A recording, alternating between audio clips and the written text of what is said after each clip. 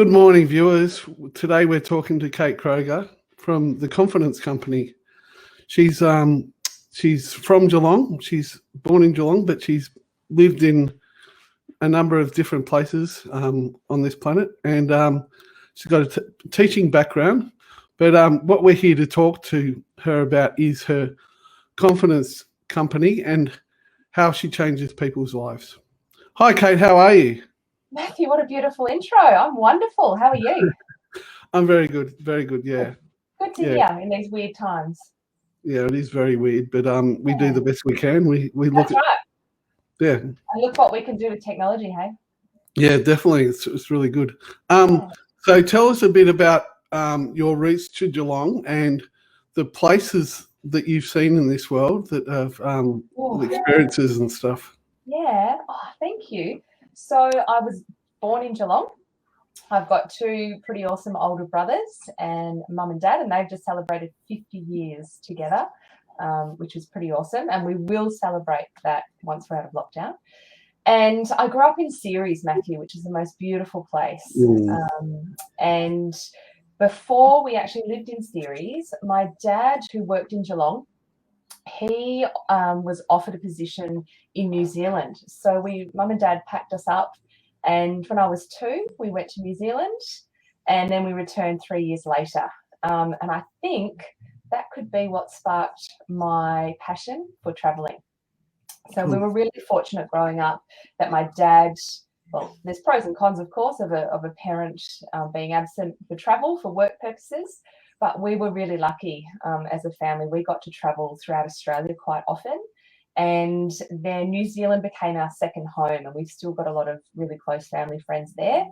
And Dad also travelled regularly to America and places like that. So Geelong has always been home to me. I went to school locally. I went to Montpellier Primary School and then Belmont High School, and loved both of those experiences. Both of my schools, actually. Oh my gosh, that's bizarre, isn't it? Montpellier Primary School and Belmont High School. So it's a small world, eh? We might be close in age. I wonder if we were ever there at the same time. I don't know. I'm in my 50s, so I don't know. Probably not. I don't know. Yeah, well, I'm 41, so we're close. We're close. Yeah. Maybe your brother. Are your brothers older? Yeah, maybe. Absolutely. Yeah. We'll it's my world. Anyway, that later. That's exciting. We're talking about you now, not me. Oh yes, sorry, all about me. All right. So I always had this desire, Matthew.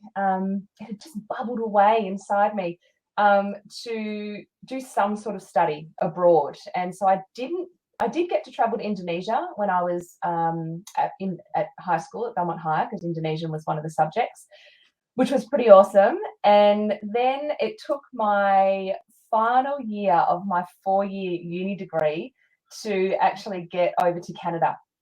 And so I actually finished my teaching degree in Canada, and somehow managed to talk my way into also completing part of my teaching rounds as a camp counselor at summer camp in America. Wow. Yeah, it was pretty cool. Rewinding a little bit, was your Indonesian teacher Mr. Stubber? Oh, Pak Stubber and Pak Welsh. Stubber. I had both of them. Yeah, that was awesome. Anyway, you've got a teaching background yourself? I do, yes. Yeah, I've taught primary, secondary, and at university level. Wow. Yeah. That's an achievement. Yeah. In itself, I think. Yeah. So which was your favourite? Oh, it's so funny. I get asked this question often, and hand on my heart, I don't have a favourite year level. That's nice. Yeah. And you know how a lot of people give the poor teenagers in year 9 a bad rap? I love them. Yeah. I love to work with them. Absolutely. Yeah. So what led you to now we've had a brief history of where you're coming from, and people can ask later. But what led you to where you are right now? Yeah. So with my business, it's really funny.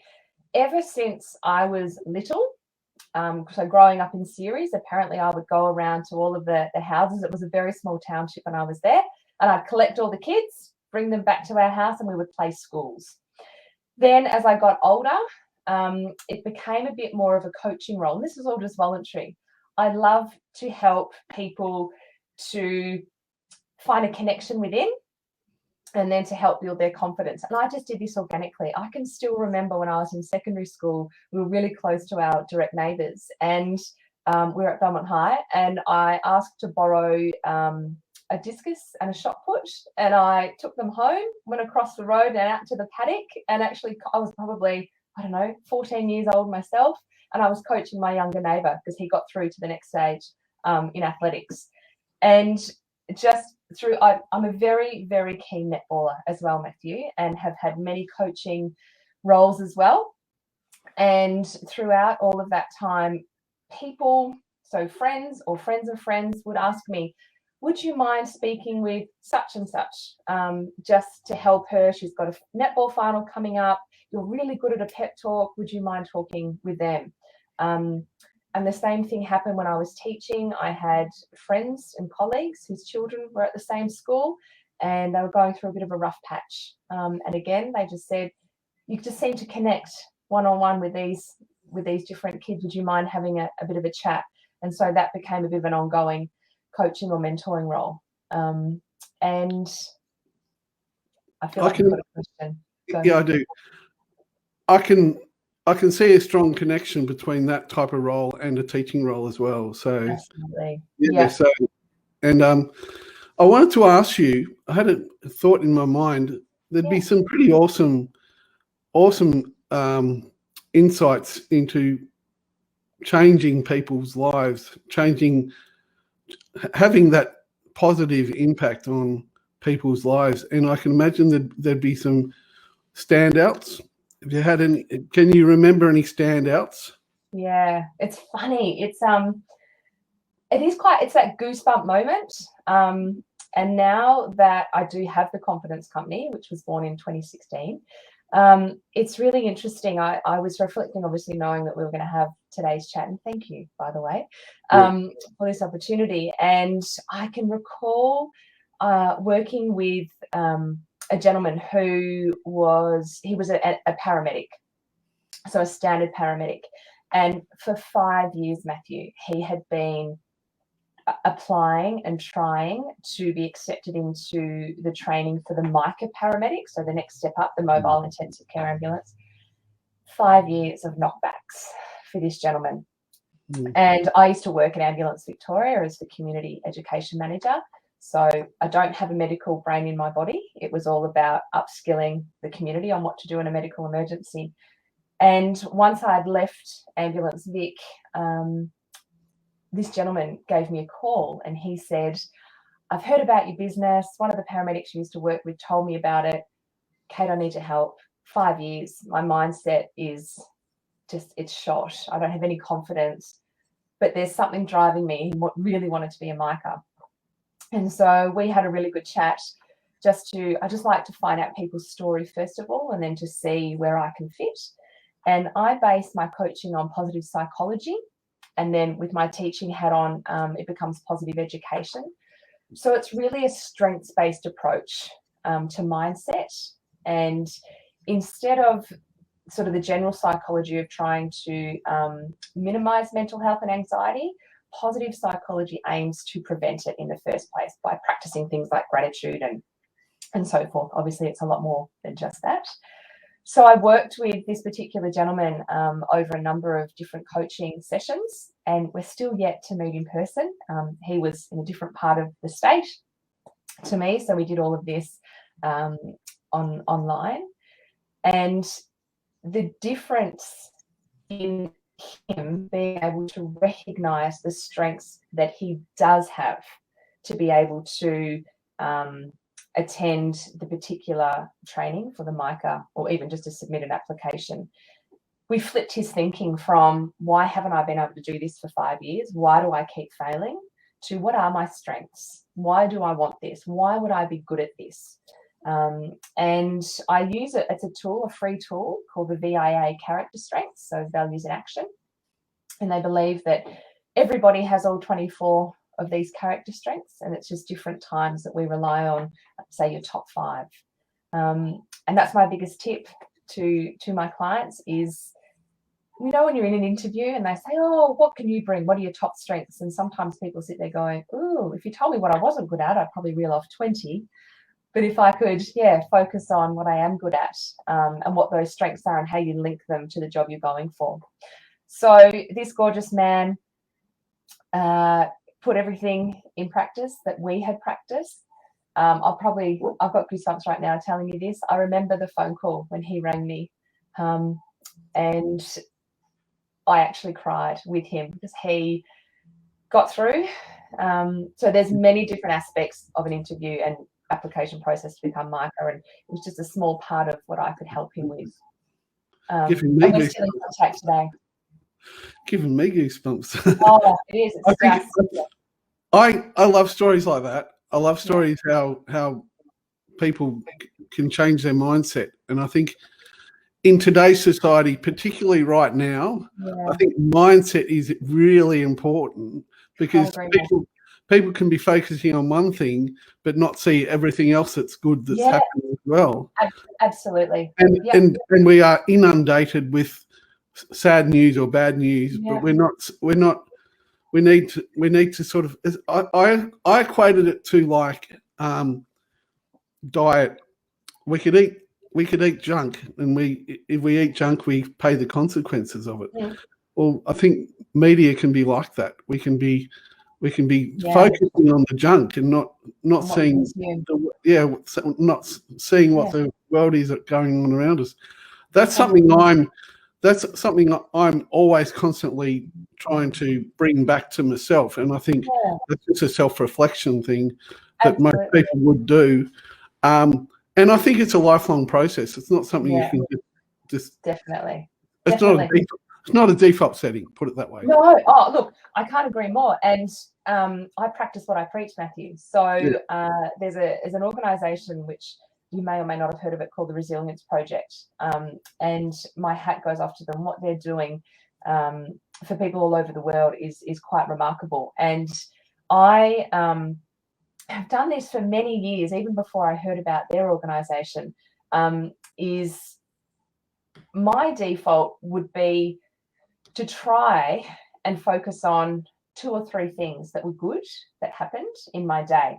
And so, sometimes you're slaving away at your computer or whatever it is that you do, and you think, oh, geez, I've got to leave the office. Remember those days when we actually could go to an office? Or, I'm going to turn the computer off and, I still got 20 things on my to-do list I didn't get through today. So you could finish your workday like that. And then, sure as eggs, you'll come in the next day to your computer and you'll probably be thinking, oh, now there's 27 things I haven't got done. Instead of that, what I do is I actually write down at the end of my day, I like to do at the end, 2 or 3 things that I'm grateful for or that I've achieved. Now, they can honestly be anything. It might be that I, did the invoicing I really didn't want to do first up, got that done. Or it might be that I actually called my auntie. I've been meaning to do it for 2 weeks and I actually did it. So it doesn't have to be life-changing, but it's just something that is positive. I like to write it on a little sticky note at the end of the day. So when I come in and sit down at my office, the first thing I see are the positive things that I managed to achieve the day before. And with the Resilience Project, they produce, and I'm not affiliated with them, but I really believe in what they do, they produce a gratitude journal. And so I've actually got, I think about 5 that I've completed. I use the 6-month journal, and it just prompts you some different questions each day about practicing gratitude. Is a Resilience Project, is that a local project or? So Hugh Van Cuylenberg is based in Melbourne. Right. Yep. Yeah. Cool. And his story is pretty profound. He was over in India and had quite a profound moment with a young boy. He's got a teaching background as well. So I highly recommend to you and all the viewers to check out what they do. It's pretty special. Well, I suggest that maybe at the end of this we put both your link, your Confidence Company link and the Resilience Project link in the comments. Yeah, that'd be really It's a great idea. Yeah, because a lot of we got to acknowledge all those people that are actually struggling at the moment, but we don't dwell on the struggle. We dwell on we should be dwelling, because that's not good for the mental health. We all know. I think it's really important to acknowledge it, though. Definitely acknowledge it. Because we need to be able to experience a range of all emotions to differentiate and then to build that resilience. But there will always be something to be grateful for, something to be. I can't agree more. Yeah. And it actually, just another example has just popped into my mind. So once a teacher, always a teacher, Matthew, my mother tells me. She's not a teacher, she's a hairdresser. But I'm really passionate about teaching, and so I actually do some relief teaching I really like to keep my registration. Plus, the school is fairly lovely. And I was in the school last week, and I was having a conversation with some students in Year 6, and something came up, about the pandemic, and they said, "What do you mean? There's something positive we can take away from this?" And I said, "So let's explore that." And I said, "Well, no, in the fact that obviously some people are very unwell and sadly some people have lost their lives."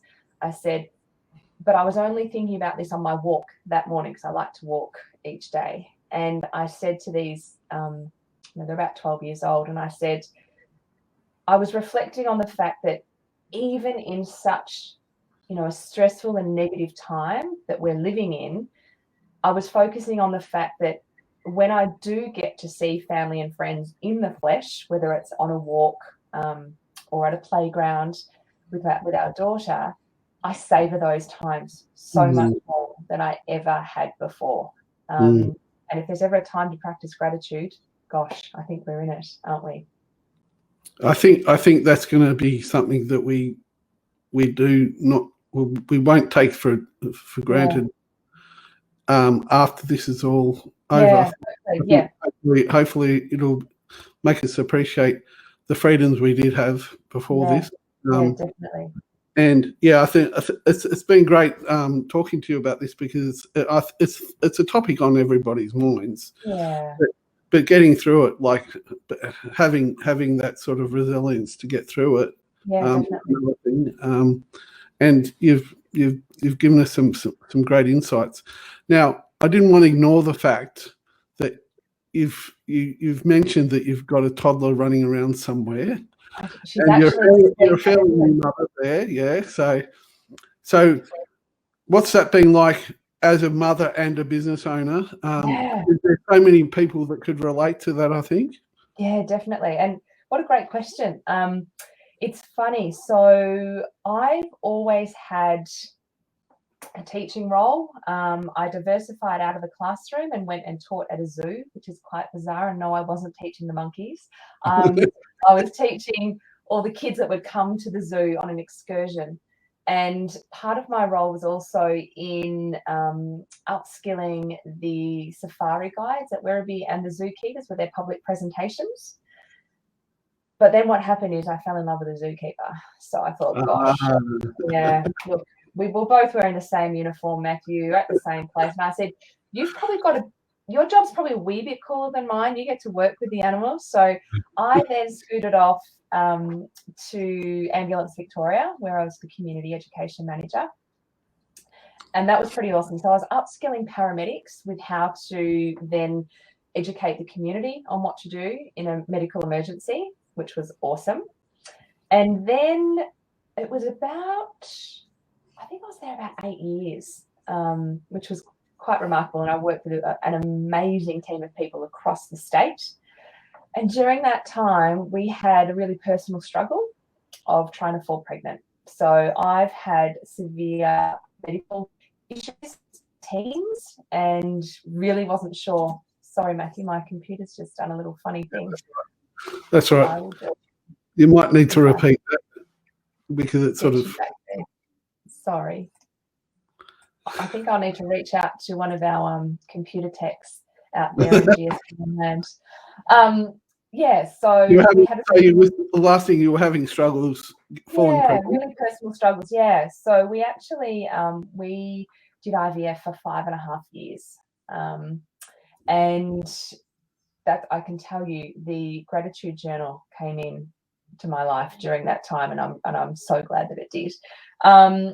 But during that time also, the department was made redundant. So I left Ambulance Victoria and got a job at a brilliant local organisation called Cottage by the Sea, where they run camp experiences for kids who are in need of that sort of experience.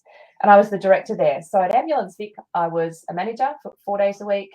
Then at Cottage by the Sea, director 4 days a week, plus trying to start up my own business, plus doing IVF. So I'm not sure why, Matthew, I thought it was a good idea to do all of this at once. But you know what? You just do. And along came our beautiful Winnie, who's about to turn 2. So she is my sole focus at the moment. I actually took a couple of years break from my business. And during that time, my position at Cottage by the Sea was made redundant. We're in a pandemic. They're a charity. I get it. And so many people have said to me, gosh, that must have been so hard. And it was a bit of a kick in the guts to start with, because I'd never, had a single role that I was in made redundant. And then I stopped and I had a conversation with my husband, and he said, okay, I'm going to get you to flip your thinking, Kate. What are the positives to come out of this? And I was like, wow, that's really good. I needed that. So I sat in it for 24 hours, and then I rang my boss and I said, it's okay, and he's like, oh, wow. And I said, I get it. We're in a pandemic. There's no money for charity. It's okay. And I said, you've actually made a decision for me. So that happened earlier this year, Matthew. And so what I decided to do was to still focus on our beautiful daughter. And my husband also takes a day off a week so he can be with her. So then that leaves me to have time either working on my business, being with clients, or doing some relief teaching. And it's hard. It's tricky. Trying to get anything done with a toddler, anything. It's really interesting. But you know what? It's all learning. I'm sure many won't say most. I'm sure many of our viewers can relate to that. Yeah. You know what I love the most is one of my recent clients is just an absolute superstar, and we were scheduled to do a video, and I try and do things when Winnie is asleep. So she is a good sleeper, thank goodness, in the day. And of course, this one day she wasn't going down for a sleep. So I sat on a video like we are now, breastfeeding her whilst doing some coaching. And it was just wonderful. Yeah. So how it should be. Yeah, good. So yeah, so I think you've covered pretty much everything that we wanted to hear from you, and it's been great talking to you, Kate. Yeah, thank you so much. Hopefully you've been an inspiration to some of our viewers out there. Hopefully, yeah. Struggling. So yeah, so thanks for popping in and chatting to us, and My absolute pleasure. Good luck with everything and motherhood. Thank you, and check out that beautiful banner behind me, Matthew. Good on you, Kate. Thank you again. All right. Talk to you soon. Bye. Bye.